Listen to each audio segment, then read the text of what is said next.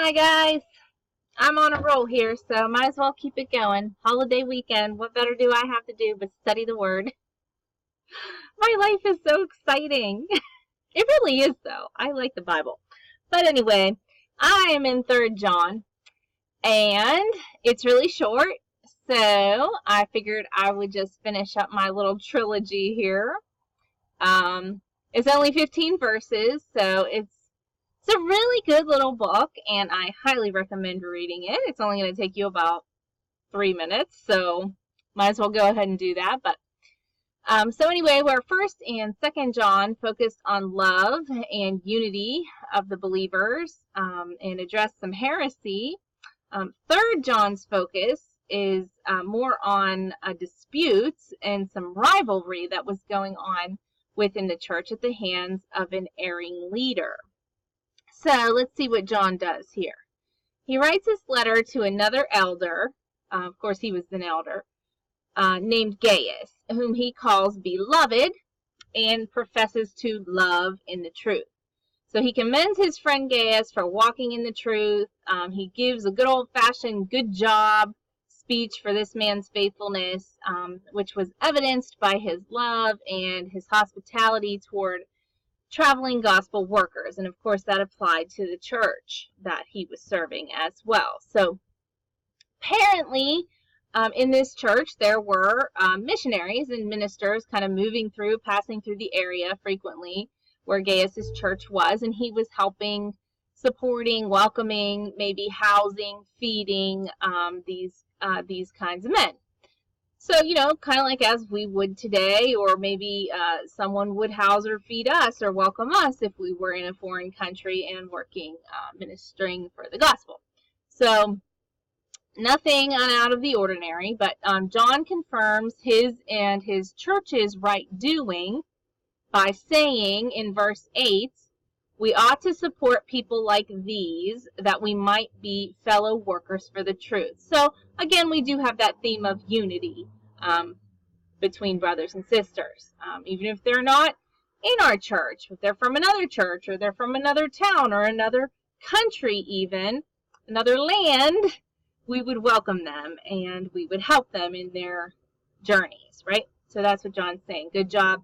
This is the right thing to do. Always send people on their way in a manner worthy of God. And that's 3rd John verse 6. So why is John doing this? Because, probably this church was doing a lot of good things and right things. But why does he commend them for doing this particular thing? Well, I think he does it because he goes on, and because there was someone else who was not being faithful in this way. There was someone else who was in leadership who was not being hospitable or reasonable or even kind. No, this man was doing just the opposite of all of those things. In fact, he was looking for ways to get rid of those people that he did not want interfering in his self-serving position within the church. So he was abusing his authority to basically to stay on top, and to get rid of people that he thought were going to be a problem for him. So after John's commendation, John speaks of a man named Diotrephes. He has some seriously harsh words for this guy, for this leader in a church that, John is overseeing this church. So he writes in public view of all who will read it. This is an open letter, right? Well, he wrote it to Gaius, who was another elder. But we're all still reading it today, too. But he says that this man, Diotrephes, likes to put himself first.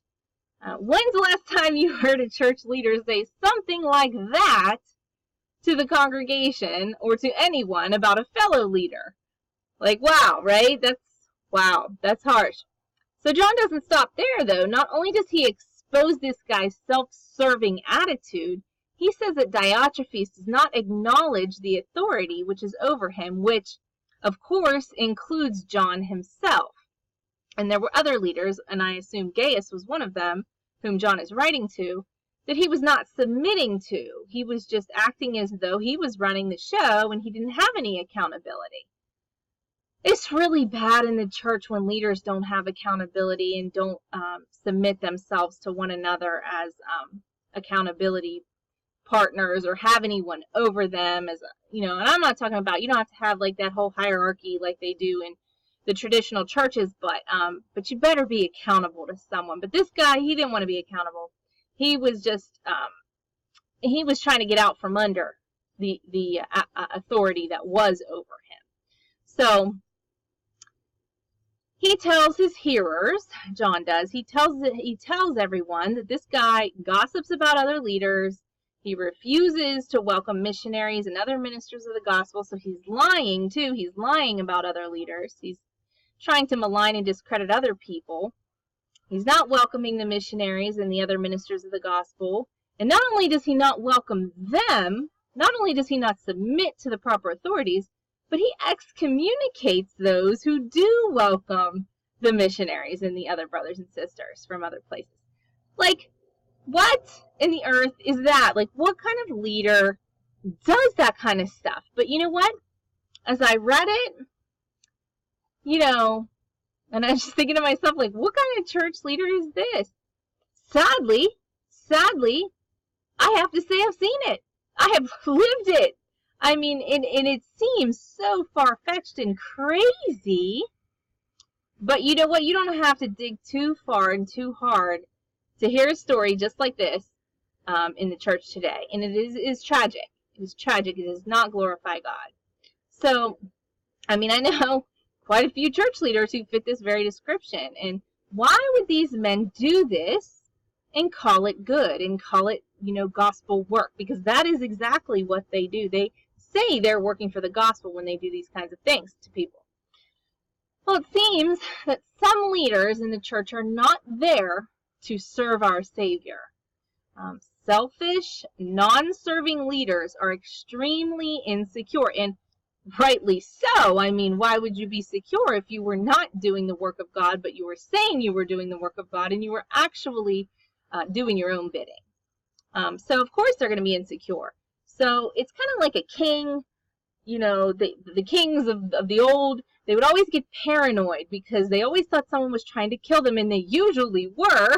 But it was kind of like that. They were very insecure. They're very insecure. So these kind of people see other leaders, anyone else that comes within their realm or their sphere or their little kingdom that they've set up, they see everyone as a threat. So along comes someone else with some knowledge, who's working for the gospel, and they see that person instantly as a threat, and they want to get rid of them. So that's their only goal. Their goal is not to befriend them. It's not to welcome them. It's not to support them. No, it's to get rid of them any way they can. So their insecurity denies fellow gospel workers any access into their sphere or even into their lives at all. So where they should be welcoming people as co-laborers and colleagues, they selfishly and fearfully reject and avoid anyone who looks too much like a leader. Now, this is a pretty severe case of this. Of course, this man's not only not welcoming them, but he's putting people out of the church for welcoming them. But we see this on a smaller scale too, and all of it, leads to the same end. So, we need to check ourselves. Like, we should always be welcoming other people coming into the church, whether they're leaders, whether they're, not saved yet, wherever they are on their journey of, their spiritual journey. We don't get to pick and choose who we want and who we don't want, right? But anyway, the reason that these people do this boils right down to pride. Pride is the root of it all. Pride puts itself first. Pride worships a position. Pride protects its precious, coveted position by abusing its authority. So John, with harsh words and serious intentions to stop this kind of situation when he shows up, he's not there yet, but he's making it real clear what's going to happen when he does get there. He makes it publicly known the severity of this man's sin. He promises that when he is present, he will most certainly put a stop to Diotrephes' malpractice and mistreatment of these true brothers. And as I read this, and I didn't realize what 3 John was about, because I mean, that's just a little tiny book, and I mean, I've read it many times, but like, it's not like I committed to memory, or I didn't really know what it was about. I'm just like, okay, I know it's short, so I'm just going to go ahead and read through it tonight. And, but I can really, really appreciate a guy like John. That's what I was thinking as I read through this tonight. John was not scared to call it like he saw it, even when it was a fellow leader in gross error. Like, that's a hard thing to do. It's humbling, when you're a good leader, it's humbling to have to do something like that. It's hard to call someone out on their sin, especially when they are your colleague and you want what's best for them. But anyway, after all, Diotrephes' sin, though, it was not a petty provocation. It wasn't something small that he was doing. He was putting people out of the church. He was excluding fellow ministers in an effort to magnify himself. So he was no friend. He was no friend to John, and he was no friend to Jesus.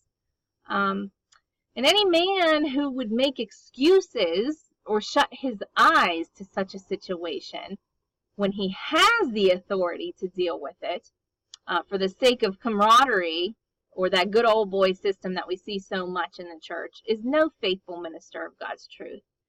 You just can't turn a blind eye to things like this. It's tragic. But I've seen that too. I've seen it far too many times. I've seen that. But here John makes it very clear what the protocol is for a situation like this, and especially if you are an authority in the church and you have a say in it. It is your job to deal with it, not to turn a blind eye, to deal with it, and to be very honest and open with exposing it, because it hurts people.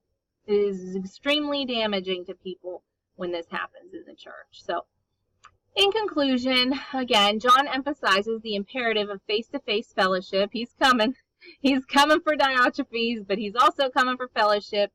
He wants to see his people, and he says, I'm going to see you when I get there. And so he sends his peace and his greeting to all the church. And that's it. That's the end of 3 John. So I thought that was pretty quick and easy, and I think it's pretty important given the context. So, read over it, pray over it, and examine yourself.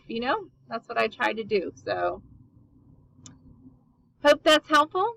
Hope you had a good weekend, and I will see you later.